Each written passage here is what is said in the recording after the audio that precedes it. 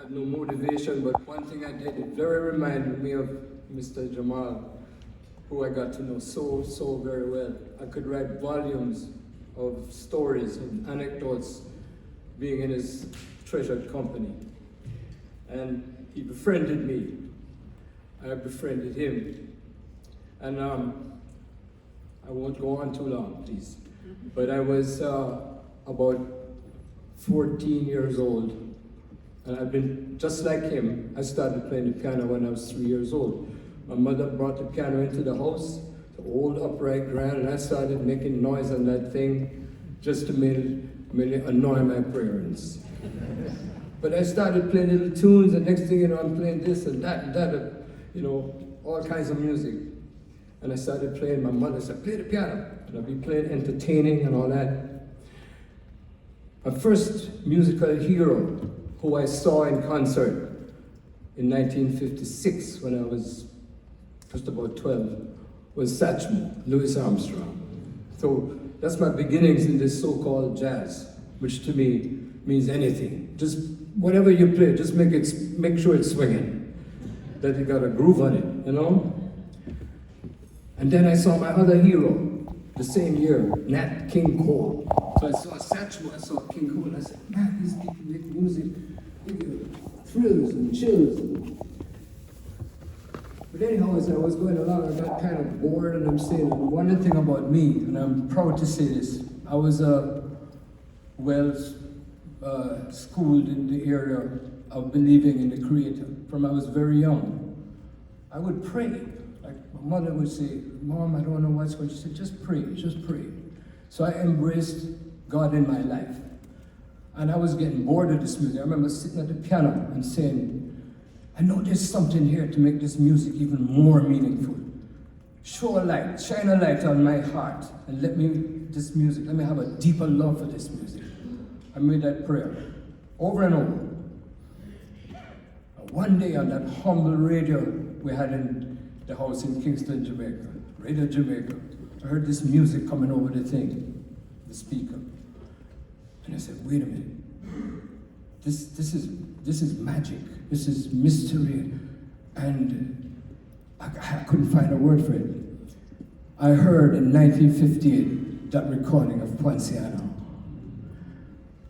Man, I got them goosebumps. I said, I don't know who that man is, or what is that. I want to know what that is. And my whole attitude to this music was renewed.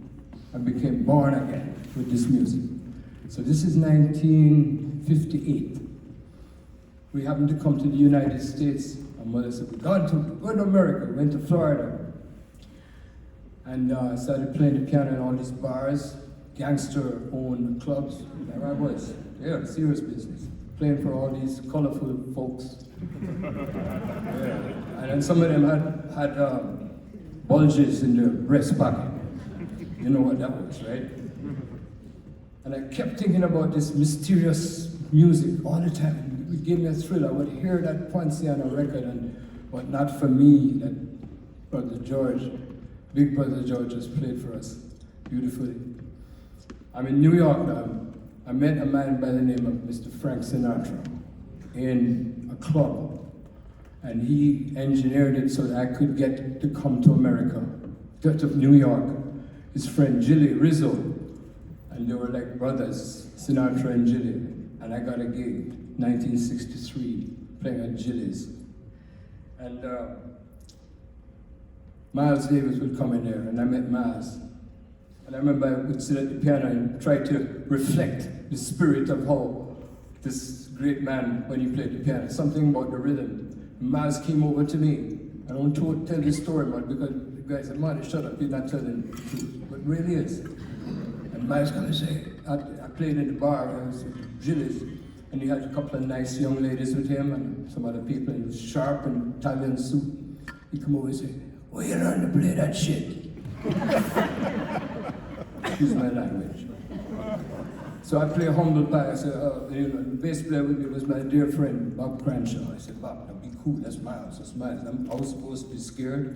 No, I was very comfortable. And he said, where you play that? And the guy wrote down his phone number on the matchbook. And I started hanging out with this man, Miles Davis. I got to know him very, very well. We went to boxing together. Me and him went to the Madison Square Garden to see Muhammad Ali fight. All this is leading up to the fact that that man by the name of Ahmad Jamal affected my life, gave me a purpose. It wasn't just about piano playing. It was the man himself. It came through who he was. And when I would sit at the piano to play, the most beautiful thought that could come to me was what came out of that man. It was magic. I heard all these great piano players. I loved them all. But when it came to Ahmad Jamal, it was more than that. It was like from heaven. When I got to know him, he was playing at Basin Street East, one of the good clubs in New York. It was 1965. And I went and I met him, and man, he was so kind to me. I must have something about me. He accepted me. It was like 2 in the morning, and we went to the Carnegie Deli and had corned beef sandwiches. Fact. And I started calling him on the phone, and he just friended me, and it just was the best thing going in my life. You heard me play some stuff on a recording, and he called me up and said how much he liked it. Man, it made me grow 1,000 pegs, you know. I was touring on the Philip Morris jazz tour in the Philippines, and this song came to me. And I said, this song is for, I call him the Pasha. That's a noble name in Turkey for a nobleman. He started calling me Pasha number 2. So I had this wonderful friendship with this awesome human being, that every word that came out his mouth was righteous and uplifting. So I'm going on crazy as I'm talking to you folks, because I speak with a lot of love for this human being who made my life better. And I hope this is not inappropriate, but he called me up and he said, I heard that song, and he sang this over the phone. Come on, gadget, play. You can see all the things you are to me. He's singing. I'm yours throughout eternity. That's Ahmed.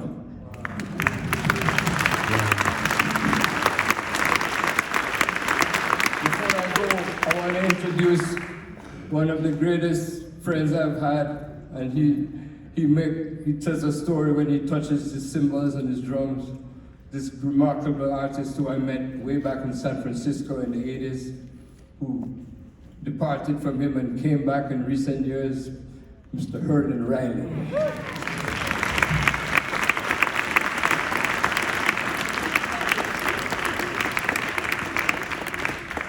Everybody, I know the time is well spent. I won't be long, but I just want to talk about Mr. Jamal from a perspective of being one of the musicians that shared the bandstand with him.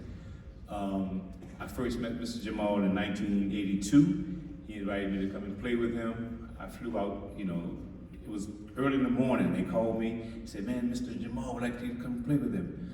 And then he called me. And during that time, you didn't have to go through TSA or anything. Somebody just bought you a ticket. He bought me a ticket. I jumped on a plane. I left from New Orleans. I went to Phoenix, Arizona. And it was at the Doubletree Hotel. And we did a sound check, played about 3 songs. Say, that's right, you got the gig.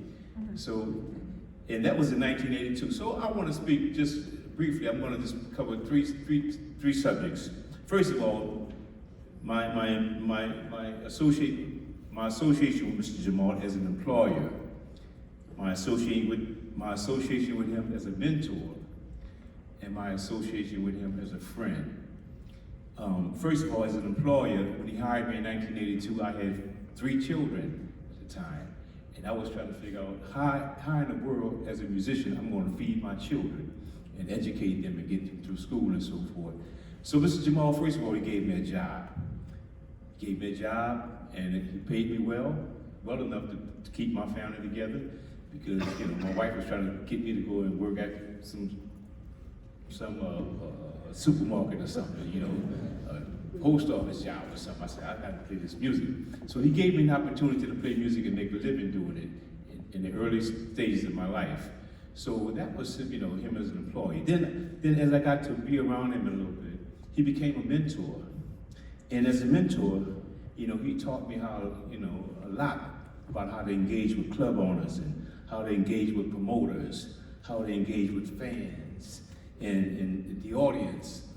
And, you know, he always talked about playing, you know, being classy. You know, don't be like, you know, just always come present class. And he also taught me to value the gift. To value the gift of the music that the Creator has blessed us with.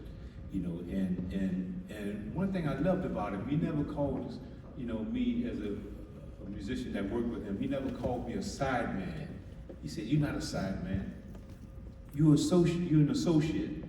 You're an associate. You're a musical associate. You're not a side man. You're an associate." So that was another thing. Then he also talked about the music itself. He said, "This is America's classical music." He said, "There's European classical music, but this is America's classical music, and we should value it in that way. You know, just the same way that Europeans value, you know, classical music, we should value America's classical music." And that, you know, for lack of a better word, we call that jazz. But Ahmad Jamal straightened me out and said, "No, jazz is one thing, that's just a four-letter word. But this is America's classical music." And so that was another thing as a mentor. And he was very, very masterful. He was he was very creative. He always played with intensity, always played with commitment, always approached the piano with passion. And one of the things that you know, when I saw him play, it didn't matter if we were at rehearsal, playing for ourselves in rehearsal, or 2 people in the rehearsal room, or playing for 10,000 people. He always played with the same commitment. It's like something came over him when he sit down at the piano, and it was time for business and seriousness. Even though we had a lot of play, we played a lot. You know, we would interact with each other on the bandstand, laughing and grinning, but it was always serious, a serious commitment to the music. And